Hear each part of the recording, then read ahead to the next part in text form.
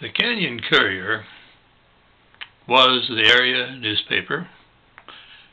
Its headquarters building was in the EVERGREE community, and they gave good coverage to the schools.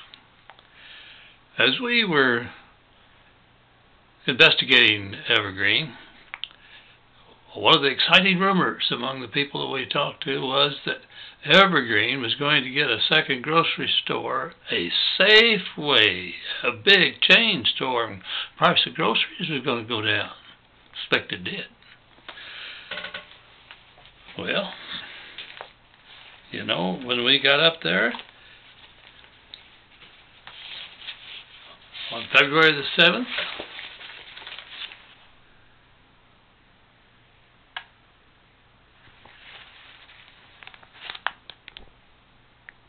the newspaper announced that Safeway is now open.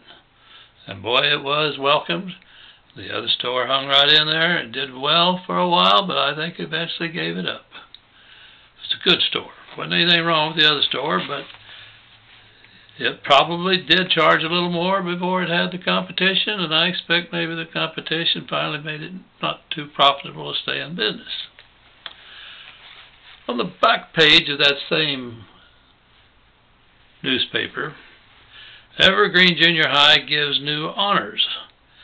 It's been created each month. The boy and girl from each of the 3 grades is chosen to be a torchbearer of the month. And in January, grade 9 honored was Patricia Sullivan and Larry Alt. Grade 8, Kathy Roach and Mike Chandler. Grade 7, Ginger Mayette, Sam Maddox. The faculty did the choosing along with a committee from the National Junior Honor Society. And you didn't have to be a member of the society to be nominated.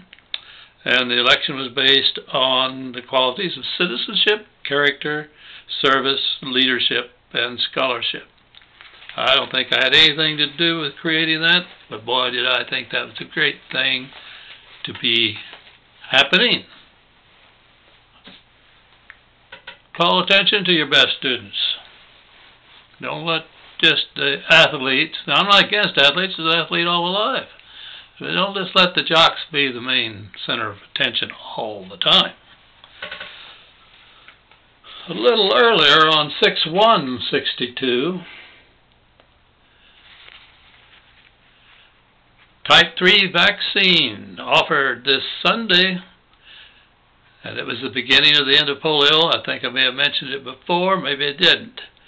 But the oral vaccine was a pink liquid. A few drops are placed on a sugar cube, or in the case of babies too young to swallow eat sugar cube, it would be administered directly through a dropper. I'm telling you, when Salk found the way to vaccinate against polio, the world changed. For us, and for many other families, we had a deadly fear of polio.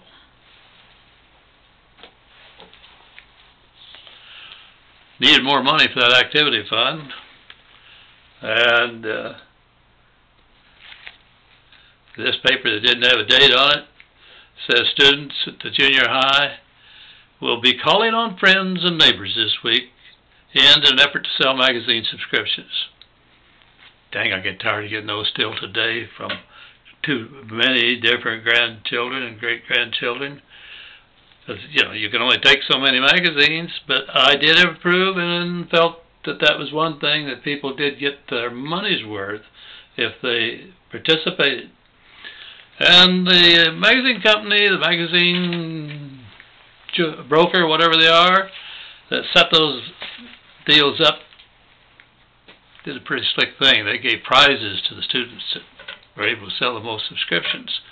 And it was Jerry Hillatic that just blew me away. He not only was the top salesman, he was the top salesman by a whole lot.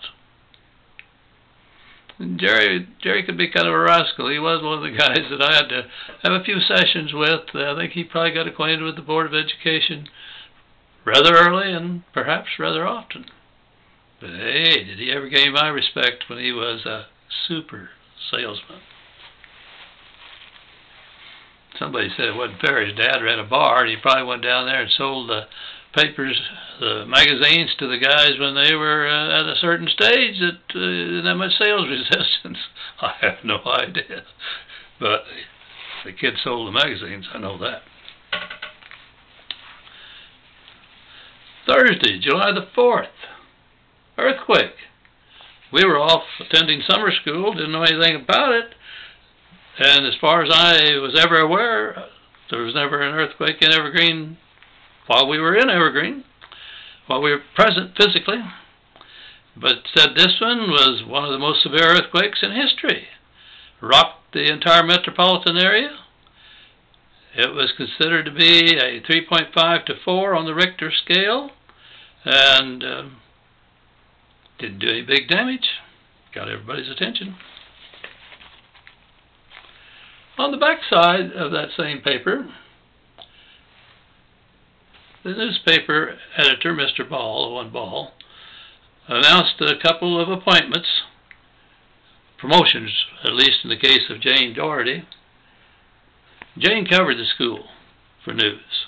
She'd drop in, I think, around, 2 or 3 days before the paper went to press, rather regularly. Did a good job of giving us coverage. We liked Jane. I think Jane liked our school. It was a very pleasant thing to have her be a reporter that covered school news. Thursday, July the 11th, 1963. Ike Eisenhower visits High One Golf Course. The golf club, which was designed by world-known J. Press Maxwell, and it promises to be one of the most unique courses in the country. And while standing on one of the greens, the general was heard to comment that parts of the course reminded him greatly of Augusta National. And he also took time to take a swing with a club on one of the practice greens. A lot of joking going on in the community as that golf course was being built, because the elk came right down into Evergreen, particularly when it was mating season and when they were migrating, and for other reasons, I suppose. And everybody said, yeah, those elk are going to enjoy that golf course, and they did cause trouble. Eventually, they had to put up a heck of a fence to keep them out of there. You know, big old elk walking around on a green didn't make putting normal, to say the least. It's neat that Ike came.